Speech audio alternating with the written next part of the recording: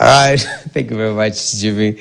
It's time that we introduce you to the Glasses Society of Kenya. Yeah, start seeing well. But thank you. We really appreciate that informative interview. Now, we want to delve into the tea sector. Right now, I'm joined by Francis Macharia Mark at the far end, who's KTDA Holdings Board member and chair of International Business Development. And at the middle here, we have Kamure Kamau, who's the chair and director of Unity Factory Limited. Gentlemen, welcome to the show. We were just chatting before we came on air about the tea sector. You have to really, because tea is very notable and it's very synonymous with Kenya. Yeah, we understand it as the top export in our country. We understand the importance of tea. But at the same time, the dynamics and how the sector is handled is it's quite strange for majority of Kenyans, to be honest. So let's start off with Kenya Tea Development Agency, Mr. Francis, because we've been seeing a lot of court cases here and there, which director is doing what, which director is supposed to be there. Let's just set the foundation straight. When you talk about KTDA, Kenya Tea Development Agency, what is it all about? Thank you very much, and I'm very grateful that we are here tonight. I want to say this, that most of Kenyans don't understand what and who is the owner of KTDA. I want to pronounce now here that for all those people who don't know, that KTDA, Kenya Tea Development Agency, is owned by the tea farmers of Kenya. And the tea farmers of Kenya have about 54 factories in Kenya. Now, with the 54 factories, they are zoned out. We have 12 zones. And the 12 zones, starting with the Kiambu, which is zone 1, you go to Murang'a, zone 2 and 3, you go to Nyeri, zone 4, and all that. Then finally you end up in the west. All those factories are owned by the agency, the KTDA, and they belong to the individual farmers in those zones. They are registered under Tea Board of Kenya as owned by the farmers in those areas. Okay. There is nowhere the government can say they own or it owns the tea industry. Okay. What the government does is helps the tea industry through the Tea Board of Kenya to market tea, regulate matters of tea. That's all. Now, when in 2020, Honorable Munya came in power, that is the Minister for Agriculture. He wanted to put more changes in the KTDA. Yes.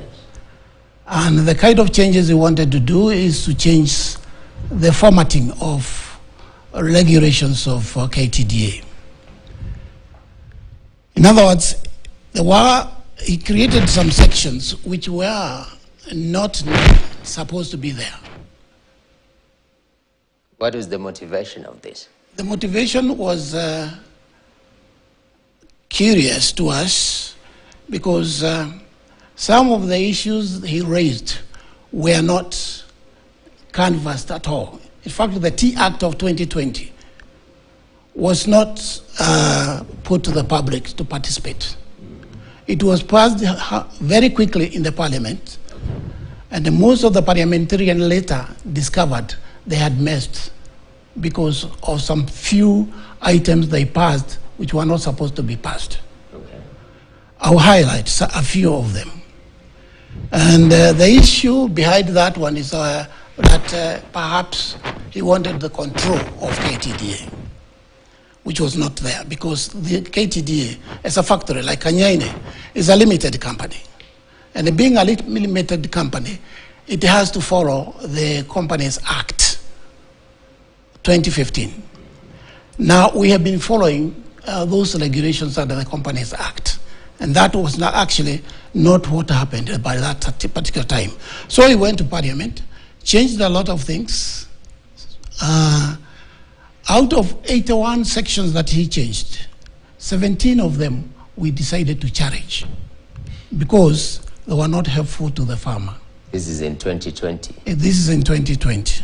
When we went to the court to challenge those items, which included, and one which was very dangerous, is that all the teas picked or manufactured by the farmers should be taken to Mombasa auction. Whereas we did not do that.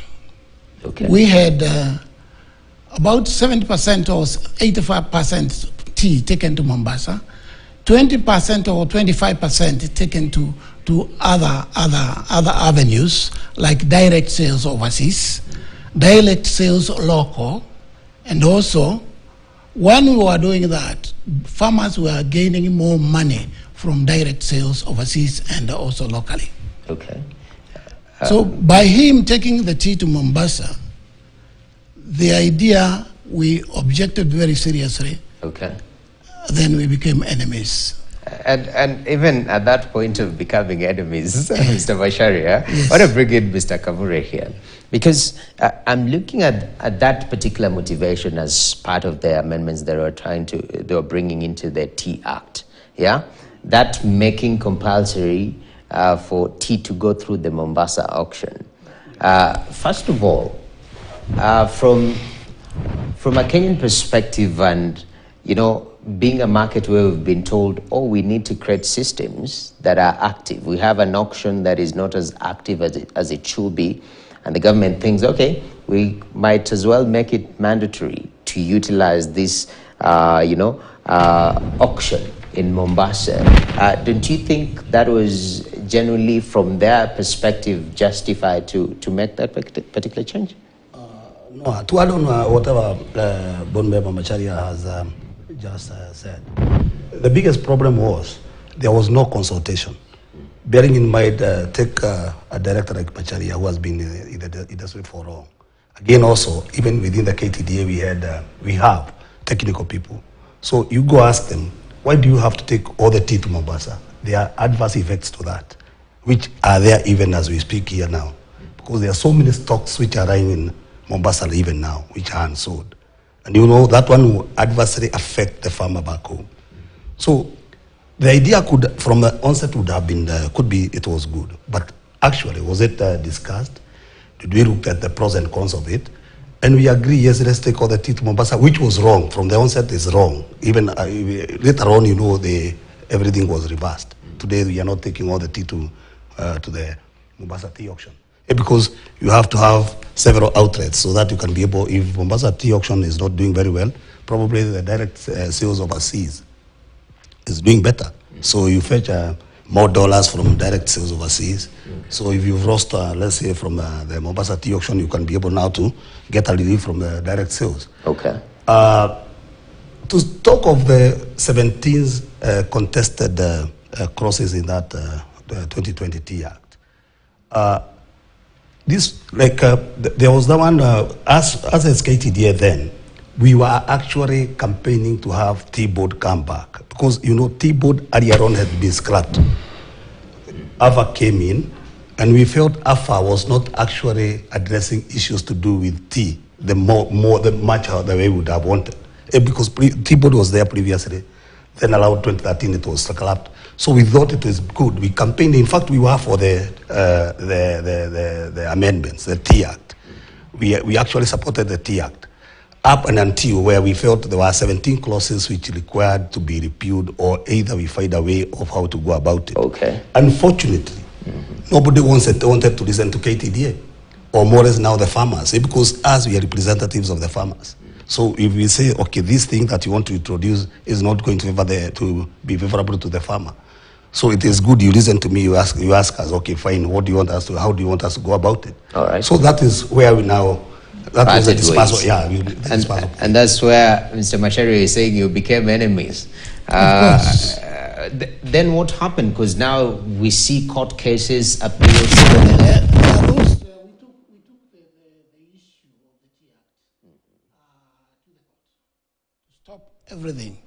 And because you cannot actually pass the act with all those erroneous acts, sections which are there.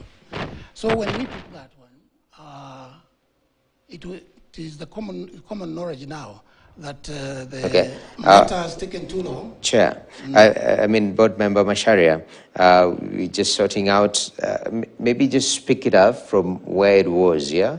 That particular interference going to court, just clarify as we stated something. It has only been taken as if it's only KTDA that went to court. It was not only KTDA and the factories that went to court. Because I think there was also IATA, East African Tea Traders Association, went to court because they felt the auction has been tampered with. There was also the Bomet County Council also went to court. KTGT, the growers, the KTGA, the growers in the multinational growers also went to court. I think we were 4 of us in court. And all of us, you know, somewhat out of the 17, probably KTDA was concerned with one that, allowed 15. Because as we had the issues to do with the auction, the issues to do with the elections of the directors, the issues of managing the companies. Yes. Because KTDA being also owned by farmers and still is a managing agent managing those small secure industries. Okay. So we felt once their rights are taken away, then it means you are taking the rights from the farmer actually. In fact, that one of the main bone of contention. Yeah. That's quite a concern. And I mean, Chair, Board Member, I'm seeing now there are so many parties attached to these particular tenets that they want to change in the Act. What does the court determine after you go to court? It has taken long. Until last month, 31st October. Okay. When they ruled on. All right. Church, actually, apologies for that. Just pick it up where it's talking about that aspect of the court ruling, sir, if you may, sir. Well, you know, we've been having so many cases in court. Fortunately, there is no case that has been there that has not been ruled in our favor. Until that one, even that one that was ruled last month, that is 1st October. Yes. But I wouldn't like to delve too much into the issues that are in court. Because I believe there is still one application which is still in court. Yes. I to take you back, you asked me, or more or less you asked us, why did we have to go to court? We were friends with the establishment all the way up until when the 2020 T Act came in. Okay. And we were supporters of that act. We wanted that act. Okay. We wanted the amendments done. But unfortunately, along the way, it turned out to be not that good. That's why we're in court. Okay. And I wanted to take a short break, yeah? When we come back, I think we'll be taking a look at, other than the court rulings, I think where now the tea sector and KTDA's role, and what does the future, hold for the sector? Briefly, just after the break, sir, kindly. Is that okay? All right, now we take a short break right here on Business Today. Remember, the conversation is around the tea sector, specifically the dynamics within the Kenya Tea Development Agency and its interaction with the government. Stay tuned.